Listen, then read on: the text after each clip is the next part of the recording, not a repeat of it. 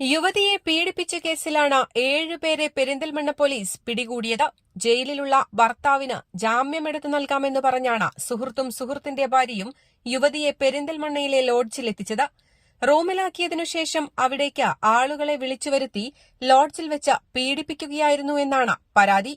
യുവതിയെ പെരിന്തൽമണ്ണയിലെ ബൈപ്പാസ് റോഡിലുള്ള സ്വകാര്യ ലോഡ്ജിലെത്തിച്ചാണ് കൂട്ടബലാത്സംഗത്തിന് ഇരയാക്കിയത്.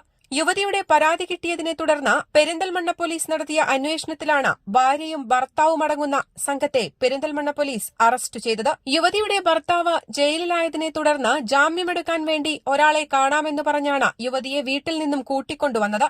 തുടർന്ന് പെരിന്തൽമണ്ണയിലെ ലോഡ്ജിൽ റൂമിലാക്കിയതിനുശേഷം കൂടെയുണ്ടായിരുന്നവർ പുറത്തു പോവുകയും അതിനുശേഷം മറ്റൊരാൾ റൂമിലേക്ക് കടന്നുവരികയും സ്ത്രീയെ കടന്നുപിടിക്കാൻ ശ്രമിക്കുന്നതിനുമിടയിൽ യുവതി തട്ടിമാറ്റി ഓടി രക്ഷപ്പെടാൻ ശ്രമിക്കുകയും ചെയ്തു. എന്നാൽ താഴെയുണ്ടായിരുന്ന കൂടെ വന്ന യുവതി പരാതിക്കാരിയെ മർദ്ദിച്ചുവെന്നും തുടർന്ന് ലോഡ്ജിലെ മാനേജറടക്കമുള്ള ആളുകൾ പീഡിപ്പിച്ചു എന്നുമാണ് പരാതിയിൽ പറയുന്നത്. News desk Valluvanad news.